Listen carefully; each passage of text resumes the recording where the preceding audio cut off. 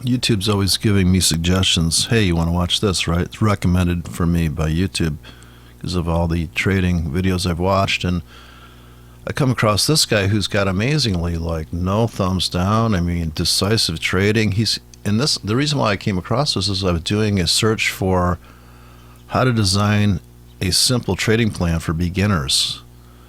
Well, if you're starting here, man, I'm telling you what, you're better off just never even see a chart.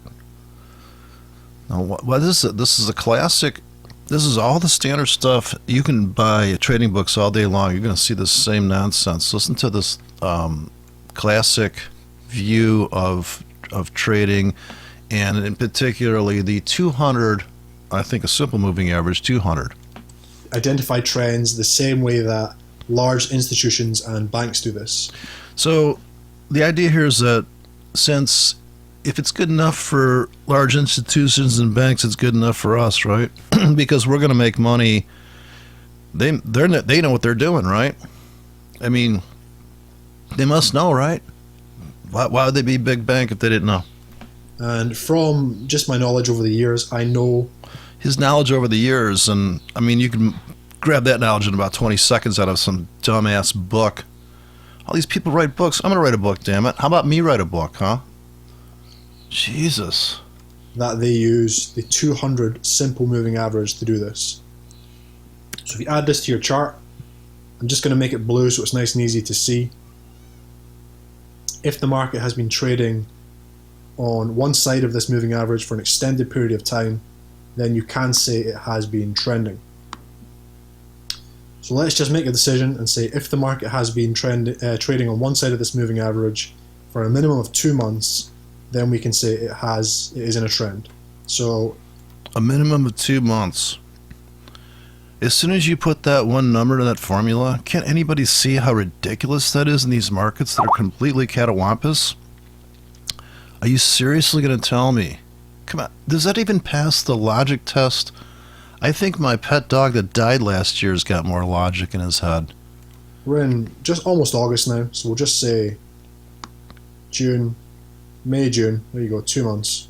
It has been underneath moving average. You can actually see it was all the way back here. Let's start cherry picking data now. And this just shows to go you that anybody can teach Forex and they don't even have to know what they're doing or have a clue. So this is a very strong trend. Very strong trend. Once we've identified this market is downtrending, we now know that our main... Well, we've identified it's downtrending. Okay, look, dude, you're 2 minutes into this. Get to the point. Main trading bias is going to be selling this market. You can actually also see right here the reaction off of the 200 simple moving average. I wonder why it's sold off there. Could it have anything to do with what's going on back here? Could it have anything to do with this? It's not the 200. The institutions aren't looking at this 200, because if they did, and if you look back on his chart, how many times it violated that 200? It's the most dumbest thing I've heard. What about the 100? I heard the banks. No, I heard that it was a 20 EMA. No, I heard it was the. Don't ever get trapped into this logic that is so. And I don't know why people buy into this. I think they do it because it's not like driving a car. Like some people don't know how to drive a car, but we've seen cars on the road. It's very common. There's not a lot of people trading, so somehow there's this like, oh, there's a secret. You don't see a lot of advertisements for the secret of driving a car. I wonder why that is. Because a lot of people drive and own cars. It shouldn't be any different than trading. Trading should be a casual sport. That's how you make money. When you have a carefree state of mind, just ask Mark Douglas. Because he knows what he's talking about. Even though he's not talking anymore, he knows exactly what he's talking about. You get lost in this stuff. I just, gosh, well, he must know. Look at his car. Like he's wearing a suit and tie. He must know what he's talking about. Besides, he understands the lingo, and I don't even know what a simple moving average is. What do you mean simple? As compared to what? Complex?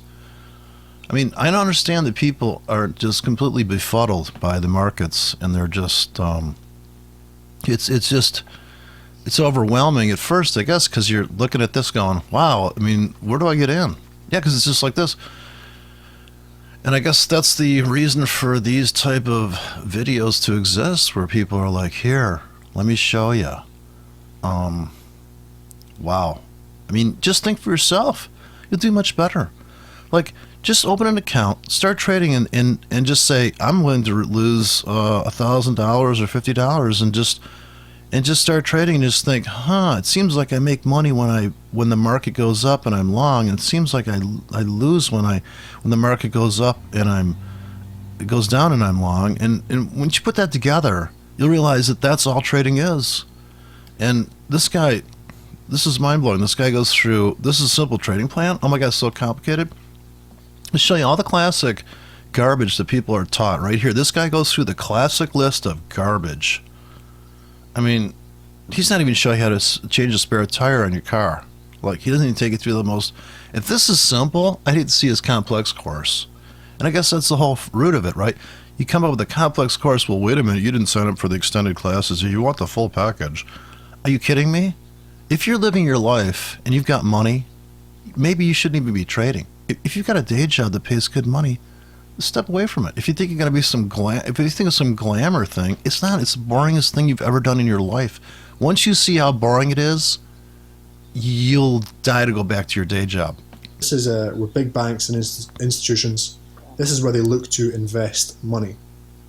After you've done this, you can drop down to the 1 hour time frame. That's just delete all this. Oh yeah, how'd it work out here? Well, it worked out. Okay, so let's run through this. If this is what the banks are using, okay, good entry here, good entry here, bad entry here. Can anybody see that's a bad entry? It's about trapping these traders. Every chart in the world, everybody should be able to see this. Just did a thing on the Gartley pattern. The whole point of the Gartley pattern, if people don't realize what that's all about, it's about failure swings. In other words, if this is X, and the guy said, one of the guys said, comment on my video says, well, you're doing it wrong. Well, I was doing it wrong kind of on purpose. I mean, I was doing it to show you that stuff doesn't exist. You have to make it up in your head. The bat wing here, I know how to do it how you're supposed to do it, but I did it on a line chart saying, in other words, if you look at the idealized version of a Gartley pattern, it does not exist. You have to force it. If you have to force something, can you find those patterns? You could probably find the Jesus's mom in the chart, right? Or whatever that. I found Mary on a Ritz cracker. That old thing, I took off my wallpaper. I got wallpaper I took off here, and I swear to God, I looked like Jesus was nailed at the cross. The way they put the glue on the wall here. But the thing is that really, are we really going to be that stupid to miss out on all the juicy opportunities? There's constantly opportunities in these markets. And it's just so stupid. The whole reason why anybody makes any money on a Gartley pattern is they're buying a bottom and they're selling a top. They just came up with an elaborate excuse for the trade. So if this was a Gartley, it would be like something like this. And that Fibonacci crap is just garbage, because it's really like, who can't see a 618, right? I mean, you can't see proportionally that if I went like this, and I said, you know what, cut that, here, I just say like this, from here to here, what do you think 60% of that is? It's like this, right? What do you think 50% is? Like this. What do you think like 30% is? Like, you don't need to get out a tool. If you can't see 30% of this line is about here, if you can't see a third is here, you got a problem. You've got definitely, I don't know, maybe you got a boating accident, right? And your frontal lobe's missing. You can't really see this as like, oh, that's about a quarter. Like here, wow, it's about a quarter. Let's see, from here to here, what would a 25% be? That's pretty good. In fact, how about fuck Fibonacci? How about come up with Maniaci? It's called, here, how about take this and look for 10% entry. Here's where I enter, here's where my stop is, here's my target. Fibonacci, lousy. I mean, it's not even good. You can risk 38% on that? Why not risk 5 to make 500? Right? It's ridiculous. This is so stupid. Look at this whipsaw nonsense. And then he talked about back testing. What the fuck is backtesting? I used to backtest on a 286. Let the thing chunk all night. This is back in 1985. Well, come on, backtesting's bullshit. Do you have to backtest a tight stop? No, you know exactly what they're risking. You don't have to there's no way to. You can look to see what you would do tactically, strategy. Are you going to buy support and sell resistance? Is that like a good trade plan? Do you have to backtest that? If you've got to backtest that strategy, you need seriously. You got a mental disease, man. You should just shouldn't trade. That's all there is to it. Just don't trade. If you can't see that this is higher than this, and you want to sell high and buy it back low. Now this is a perfect Gartley pattern. I'm gonna find D first. I'm gonna show what you missed here, all the Gartleyest. This is D. This should be B. If this is B, this is D, right? Well, where's X? X is where your stop is. This is now people are gonna argue with me. You're doing it wrong, man. Look at A, B, C. C's got to be here. D, E. E is where the big money is. And I saw another guy because somebody said, well, you're doing it wrong. So I went for immediately to figure out how to do it, right? And some guy did a trade like this where he said, well, look at the, I forgot to put in the bat part here. Is this a good trade? Selling D here? Well, it's not a true Gartley pattern, man. Okay, you hurt my brain. Now, what he did was, and this thing was, he goes like this, he goes, and just, it was a trade like this where he's like, well, this is X, this is B, okay, we won't worry, this is A, right? So it's A to the B to the da da da. He sells D, and he's like, look, I made money. But dude, E's supposed to clear out this whole thing. Sure, any bozo could have scalped to that. All you're doing is getting the trap trade. Like this is a bull trap. If this is D and you sell here and your exit's here, yeah, you made money. You're counter trend trading it. Reversal, crab, whatever. You know, mosquito wing. It's stupid. It's so stupid. And besides, nowhere in this thing does this guy ever discuss how you're shitting your pants if you're long here. How you've got like you just lost your colon. You gotta go in for fucking reconstructive surgery on your anus because you bought the ranch share. You went in too big without a stop, right? Put my stop here, and when I came back here, I just got the hell out and took my losses. Come on, man. It's just hysterical. And then he's going to get into pivots here. So I might have to fast forward through this because I cannot endure it. I can't endure it. That's all you need off the daily time frame. The next thing we need is the pivot points. Most charting software allows you to add this automatically. Automatically. You don't have to think. We got a computer. You usually have the option to display only last time period or all time periods. Obviously, when you're designing I don't want to miss a thing. I'm scared. A trading plan, you're going to be back testing, so you want all time frames. Oof. You're going to be back when you are testing. trading, it can be helpful just to have the current days because it stops you from being distracted. Because you can see it's quite a mess when you put all of these on. So now we have the charts. Okay, listen, these pivots are garbage. These are floor trading pivots. They don't mean shit. If you want to see the pivots, turn on the line chart, and you're going to see dead center of this doji is the pivot. Dead center. The pivots are here. Just mark the dojis off. Those are all pivots, right? Those, but it depends what you're doing. See this congestion? This is a pivot, right? Here's a pivot. It turned around. Pivot means to turn around. Remember that used to be a political term. Oh, he pivoted. They dropped that pretty quick. They just get clombed down as some stupid-ass phrase. Oh, he's pivoting again. Yeah, it's a reversal, right? Or it could just be, here's a pivot. But look at these stupid, and people are paying attention to this shit. Oh, this is I remember this. I bought a beta tape once, and it was this George Appel, and he was on the beach trading pivots off his phone. Oh, dude, come on, he was a floor trader trading the bond market. these pivots are too. Well, what is this? Should I sell more up here? What do I do with that crap? This is not a simple trade plan. This is just a pile of shit this guy learned, and he's regurgitating this. Where's the original thinkers? Are we just going to keep on passing around the same burnt cookie and just think that's how cookies are supposed to be? We're only going to trade off of pin bars and engulfing candles. So I've already done a video wait till you see this on trade this guy does. the best Pin bars and candles to engulfing use candles when trading Forex. So if you don't know when what a trading pin bar Forex, or like a like it's engulfing different than candle any is, other market. do just watch that video. After this, we have Oh, I'm sorry, I'm not supposed to talk over the guy. The guy's genius. to decide on our position size. I've already recommended that you only use 1% or maximum 2% of overall account size per trade. Now that's the dumbest. This myth's been going around for so damn long, dude. If you've got $50 in your account, risk 10%. I mean, are you seriously going to tell me that 1% of $1 million is the same as 1% of $1,000? You think that money's not going to matter?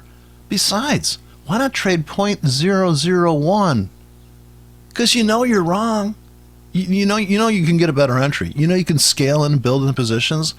That occurred to me all by myself one day. I was like, well, I really want in this trade, but I'm not sure exactly where the market's going to stop. So maybe I should canvas an area and I should trade in a zone. Well, how can I do that with one ticket? Ooh, split the ticket. Light bulb went up in my head. When you are beginning a new trading plan, or if you're just a new trader, I would suggest using a lot smaller stakes, because until you're comfortable with a trading plan, or until you're comfortable trading, you don't want to lose large amounts of money. If this is a trading plan, I'm going to blow my brains out. A trading plan, to me, when people say you need a trading plan, well, I'm going to buy a doji with a stop below the wick, and I'm going to get out at the top of the wick, or I'm going to get out, or I'm just going to keep trailing my stop and see whatever happens. That's a trade plan.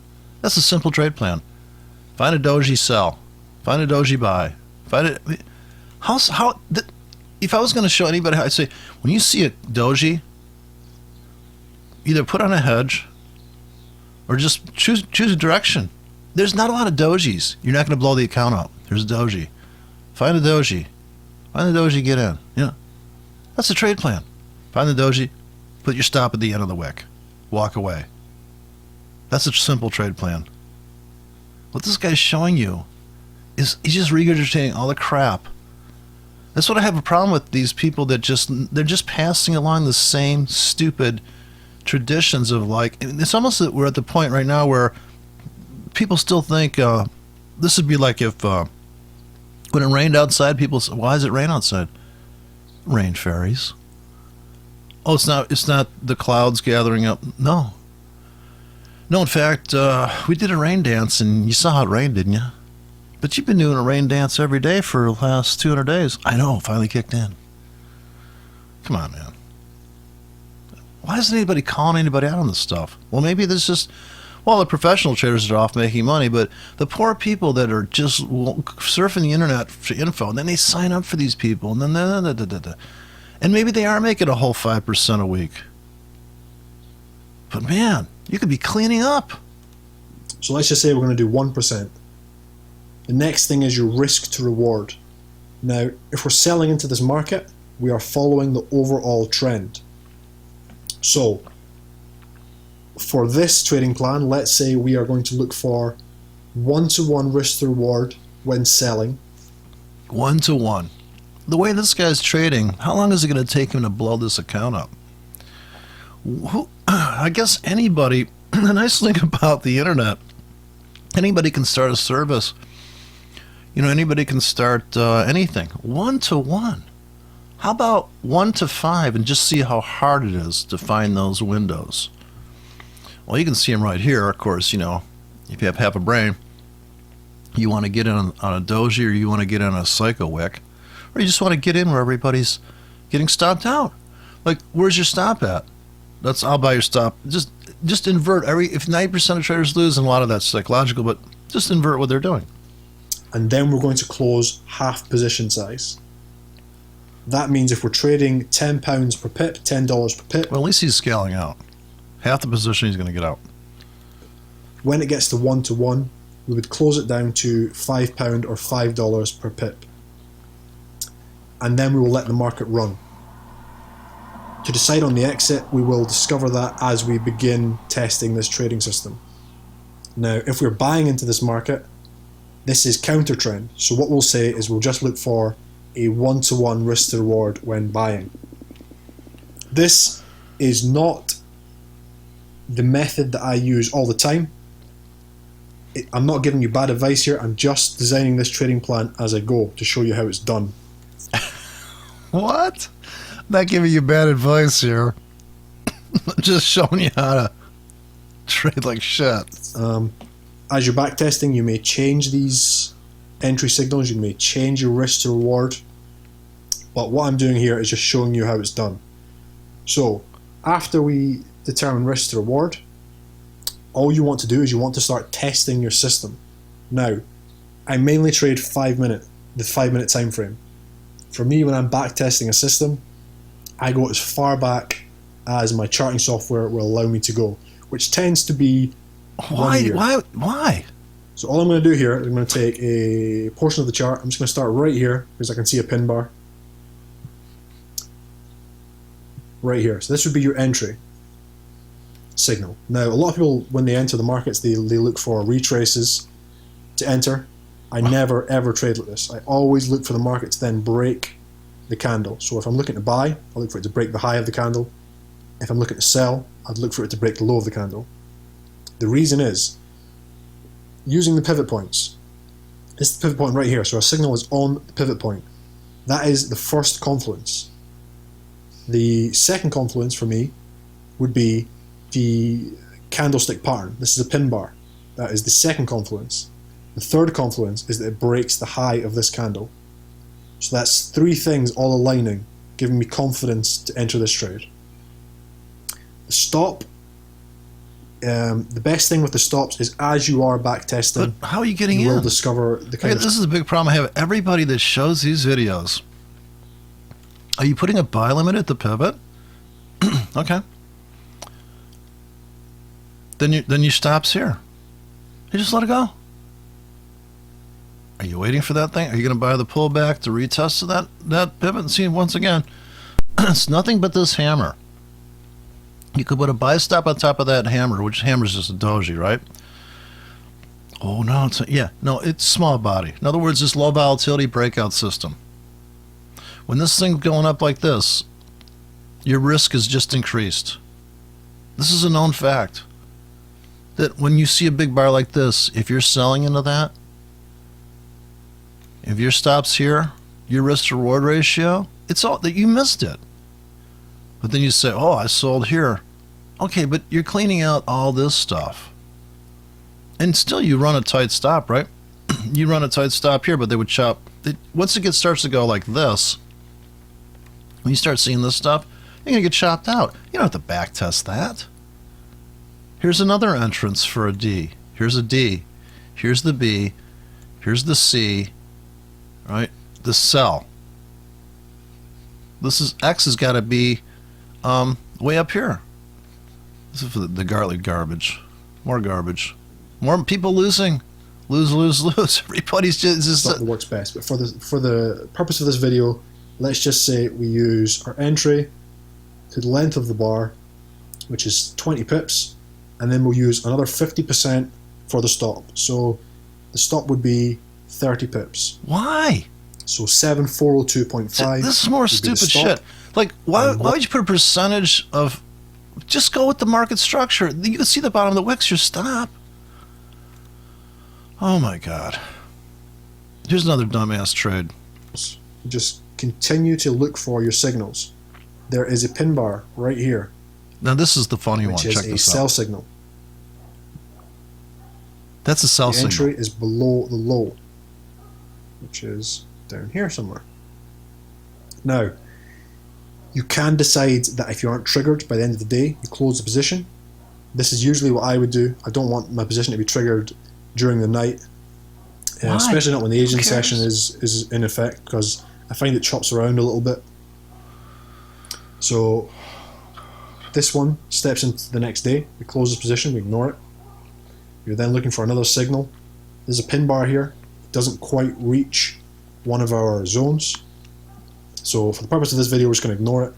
And you might discover that you can take entries within a certain number of pips of the zone, and that works out well. But for this video, we're not going to do that. We're going to look for the next signal, which is right here. Pin bar. We are entering below the low of the pin bar. I can't let's take make it. it straight on the, You see on my the low point. for, I can't take for, it. simplicity. It doesn't make any Stop. sense. What he's saying Bar is length. doesn't make sense. Like, if this is resistance, this is when you put too much crap on your screen. Is this resistance? Do you want to sell here? Is this support? Do you want to buy here? Is this money? Okay. Problem solved. Thank you. Thank you for watching.